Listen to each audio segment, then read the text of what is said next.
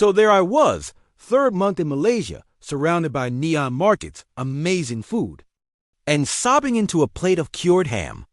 Not because it was bad, because it tasted exactly like home. Suddenly, it wasn't just about ham.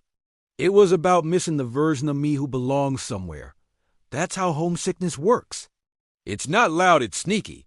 In today's episode, we're digging into the emotional trenches of expat life, the loneliness, the mask you wear, the birthday no one remembers, and most importantly, the roadmap out. Because yes, it is hard, but it's also the beginning of something beautiful. We are talking about the loneliness no one posts on Instagram, the real reasons it hits so hard, and how to fight back with small wins. Third places, and one surprising mindset shift that changed everything for me. Let's do this!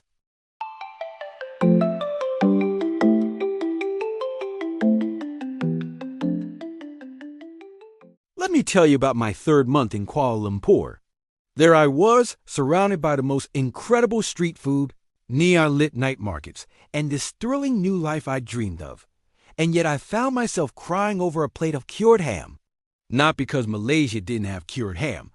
They definitely do. But because it was the wrong cured ham.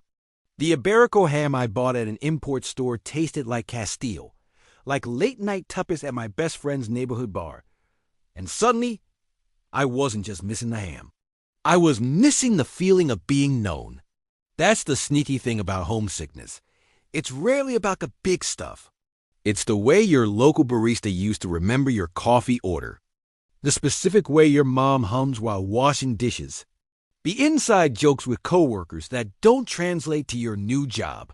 These microscopic losses add up until one day, even cured ham can break you. Why does this hurt more than you expected? Neuroscience actually explains why this happens.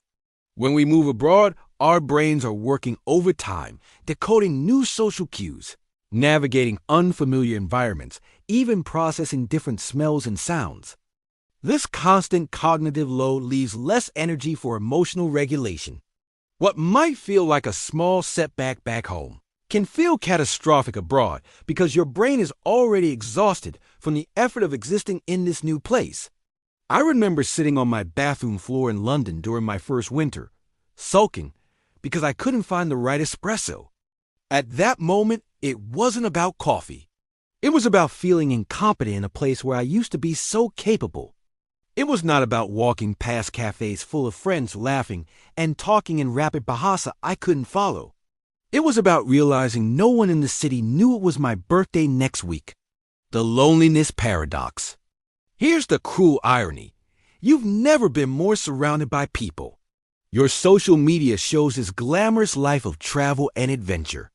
But you feel like you're wearing a mask, the I've got this under control expat persona, while inside, you're crumbling. This dissonance between how your life looks and how it feels is what makes expat loneliness so isolating. A study in the Journal of Cross-Cultural Psychology found that expats often experience relational loneliness.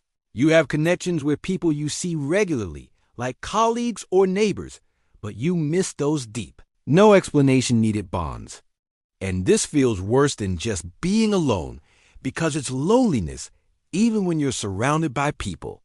So what can you do about it? Let us break it down into 3 phases. Phase 1, survival mode.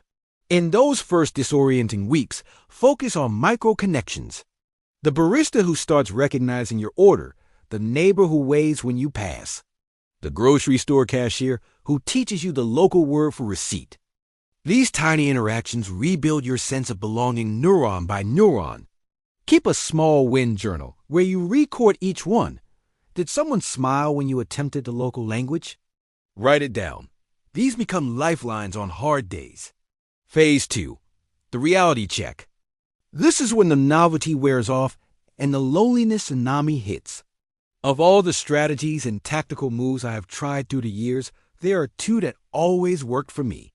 The first one is the third place strategy. Sociologists talk about how we need 3 anchors. Anchor 1 is home, anchor 2 is work, and anchor 3 is a third place where we're known. When you move abroad, you often lose all 3 at once. Rebuilding could most easily start with creating that third place. For me in Malaysia, it was a rundown kitchen where the uncle owner started calling me Kawan and automatically brought my kaya toast without asking. Find your version of this.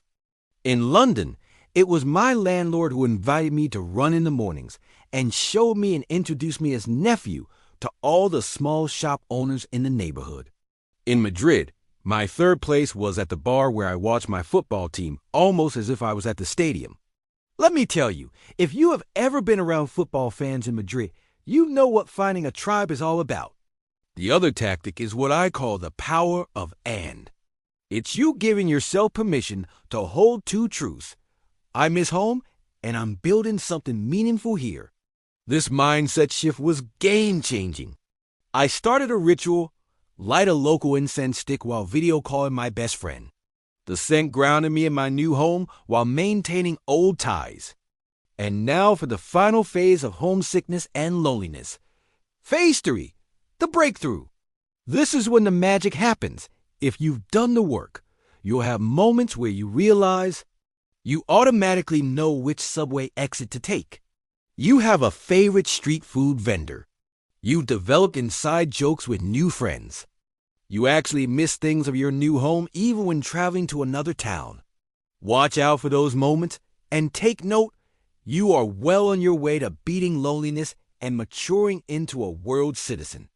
In the next episode, we will explore the more advanced techniques that will turn the tide of homesickness and make you a citizen of everywhere you want to be.